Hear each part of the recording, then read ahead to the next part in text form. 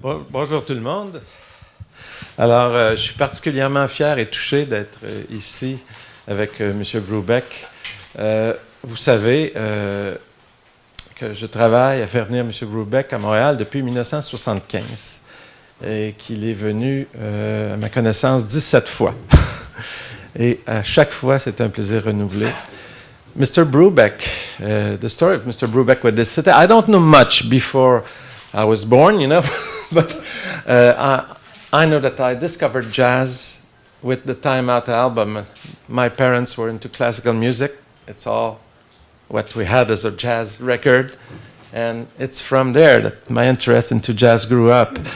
And I was saying that working with you since 1975, it's been an honor and a pleasure. You've played in this festival, I think, 14 concerts in 12 different years that you came. You remember the first time at Expo Theater when you were stuck in the parade, in the Caribbean parade? Yes. We couldn't get to the TV show. Oh yeah, it was a TV recording, Yeah. which is very good. And well, when we played with the Montreal Symphony, and with La Pietà, Angèle Dubois, and with your sons, and the Mass, and so lovely memories that marked the history of this festival. And this is why we decided, the board of the Jazz Festival, to honor you with a very special prize. You know that Miles Davis actually drew up the poster in 1988 for the festival. It was a self-portrait. And we got permission from him to use his name to create the Miles Davis Award, which is a prize that the Jazz Festival gives each year. And it's a bronze statue, a sculpture that was done from his auto-portrait. And we decided for the first time in the Jazz Festival history to give a special Miles Davis Award to you for your career and what you brought up in the music and all what you've done. So it's very heavy. Heavy? Heavy, yeah. You're not kidding. It is heavy. so was Miles. He was a heavy. You want to put it back? Woo! Oh. So That's great. it's a little souvenir from the Montreal Festival. Thank you so much. Thank you all. I think that you don't deserve, or you don't need, I mean, much presentation. I think it's useless that I tell everybody here your biography and all the honors you already received and all what you've done through your career. But it's something very special for me because Mr. Brubeck came, and all those years, all those concerts, you came with your wife, with your manager, who directed the Montreal Symphony Orchestra, Mr. Russell Gloyd. It's really a family affair. You know that, and I think Andre too, we've been receiving even Christmas card from you. It's somebody of your humanity and your history, you know, and I think that you studied with Darius Milhaud, and it's amazing that you've took all the time to come here to Montreal, and still you're going to be 90 years old, and you come back, and you always do it with love and passion. So congratulations, Mr. Brubeck, and Thank you.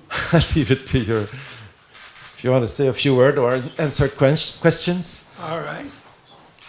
Would you like to say a few words for us, Mr. Brubeck? I'm here. It's Julie. Hi, Julie. Hi. Do you want to say a few words for us? Well, you say thank you, that's for sure.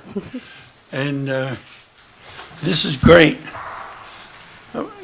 Miles and I were pretty close friends. And I remember so many stories with Miles.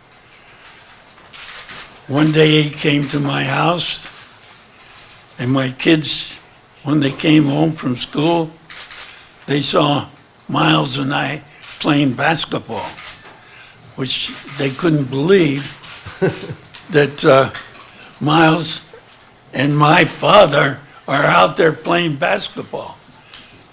Then he he went to the punching bag. You know, he liked to box. Did you know that? No? Hey! And he was very interested in sports and wonderful. People said he could be hard to get along with, but we got along great. And we were truly friends, and we toured together, played mostly in the Black Hawk nightclub in San Francisco. But to get this award, this is wonderful because I admired him so much. And it is a great tribute to have that. Thank you. Thank you. Well, thank you to you, because you brought us, you know, well, the West Coast School. You brought, you know, jazz and classical music together. You know, people will say you're a living legend and so on, but you actually did bring your brick in the wall of musical evolution, a long-lasting brick, because it influenced so many people. So I don't know if you want to say anything about what you've learned through your career, what you've played with such great musicians, and I would say that this week I'm thinking of Oscar Peterson, and I tried to see the statue, and the driver was going so fast, and he said, "There's the statue of Oscar. The Queen just unveiled it." I said, "Stop!" He said, "I can't get back there." But to think that that's all happening, you remember the Downbeat article with Oscar and I on the cover? Yeah. What year was that? Oh, jeez, I can't remember. A lot of years ago. A lot of years ago. And people were asking me if I would play at Carnegie Hall because Oscar was too ill to play. And they had a sellout concert. So I played, and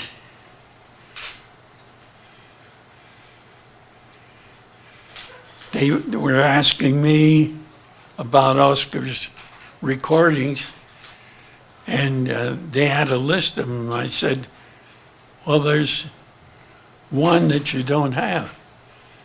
And I said, "Well, I know it exists because it's the first Oscar Peterson record that I got." And ask Oscar. And Oscar said, "That's the only recording that I ever made that's never been re-released. How do you have it, Dave?" I said, "It's your first recording." And I think it was 3 o'clock in the morning. Can anybody remember that? That's not a time. No, That's a recording. the title of the recording. But to think that no one remembered his first recording. And I remembered it because I thought, boy, this guy is going to be the new Art Tatum. That's what I thought. That's true. Yeah. You know, he was born in Montreal, Oscar Peterson. Oh, Yeah. really? His final years were in He lived in Toronto. Toronto. Yeah. His wife is there. Yeah. You know that he learns piano with his sister Daisy. Oh, And she was a classical pianist. you knew her? No, Or you I heard just of her? knew from Oscar. Yeah, she taught Oliver Jones too. Oh, over.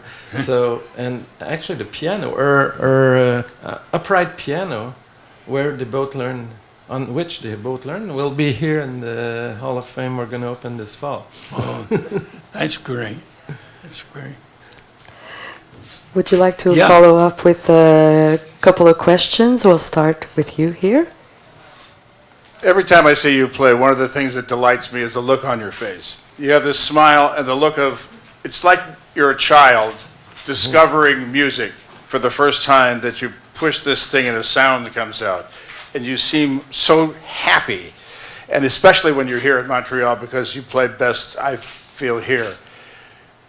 After all these years, are there still things about music that you're discovering, that you're hearing for the first time and thinking to yourself, wow, I didn't know music could do that. That's really cool. Yeah, it just happened to me when I walked through that door. They were playing one of my recordings, and I thought, geez, I could never play that good.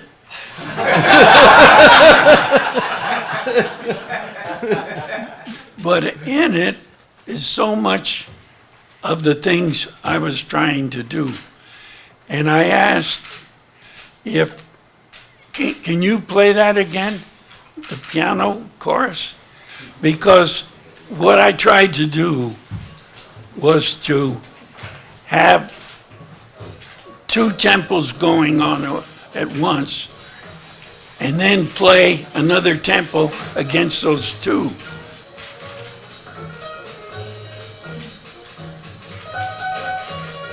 Two, three, 1, 2, 3, 1, 2, 3, 1, 2, 3, 1.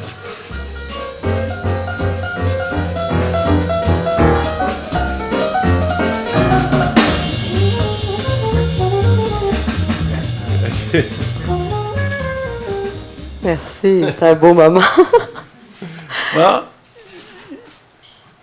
that is the, when you get to the piano course, it's better than I thought I could play. And it's live.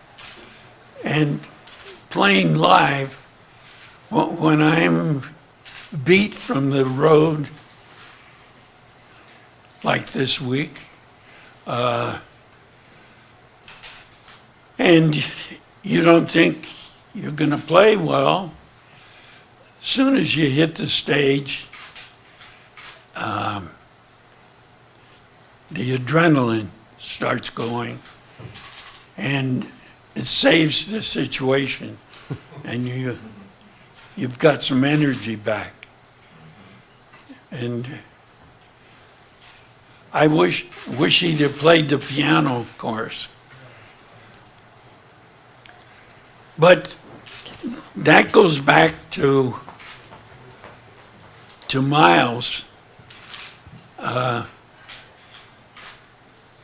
One of the first times I was experimenting with playing in 3 and playing in 4 over the top of the 3, and then playing in something else.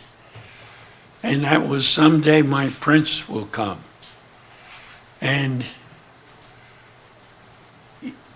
if you think Miles didn't listen to me, what do you think the name of his next album was? Do you know? Someday my friends will Someday My Prince Will Come.